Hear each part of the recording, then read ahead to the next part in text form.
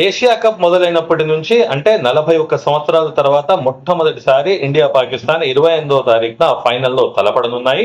ఎవరెవరైతే ఈ మ్యాచ్ ని తిలకిస్తున్నారో దయచేసి దీన్ని మ్యాచ్ గానే చూడాలని, ఈ మ్యాచ్ ని కాస్త ఒక యుద్ధ మైదానం లాగా లేకపోతే కుల మతాల గొడవలాగా చిత్రీకరించుకొని ఒకరిని ఒకరు ఎవరు గెలిచినా ఓడినా దీన్ని అనవసరంగా రాజకీయం, మతపరం, కులపరం చేయరాదని కోరుతున్నాను. మీ అందరికి తెలిసిందో గతంలో కూడా చాలా చోట్ల ఎక్కడైతే పాకిస్తాన్ గెలవడం జరిగిందో కొన్ని చోట్ల కొంతమంది మైనారిటీ వాళ్ళు పాకిస్తాన్ ని ప్రశంసించారని, కొన్ని చోట్ల ఎక్కడైతే మన భారతదేశం గెలవడం జరిగిందో మసీద్ల దగ్గర, మదర్సాల దగ్గర, ముస్లిం డామినేటెడ్ ఏరియాలలో ర్యాలీలు, గొడవలు, అల్లర్లు చేయడం కూడా, కేసులు బుక్ మనం చూసాము.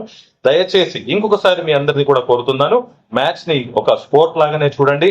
దానికి మించి ఏదైతే ట్రాలింగ్ జరుగుతుందో మీరు చూడండి, కావాలంటే సూర్యకుమార్ యాదవ్ గారు మరియు హారిస్ రావు ఇద్దరి మీద కూడా ఐసీసీ 30% ఫీజు కోత అనేది విధించడం జరిగింది. వారు స్పోర్ట్ లో రాజకీయాలు యుద్ధం మాట్లాడారని, అటు హారిస్ రావు కూడా ఏదైతే 6 సింబల్ 0 అవి చూపించాడో దానిపై కూడా అతనికి ఫైన్ వేస్తూ ఇటు షాహజాదా ఫర్హాన్ ను వార్నింగ్ ఇచ్చి వదిలివేశారని తెలుస్తుంది. కావున దయచేసి ఏదైతే మ్యాచ్ గా చూస్తూ దీన్ని రాజకీయం, కులమతపరం మరియు యుద్ధ పరంగా చూడరాదని మీ అందరినీ కోరుతూ మరిన్ని వీడియోస్ మరియు అప్డేట్స్ కోసం advocate Sadiq Shaik YouTube channel ని లైక్, షేర్, సబ్స్క్రైబ్ చేయగలరు. Thank you.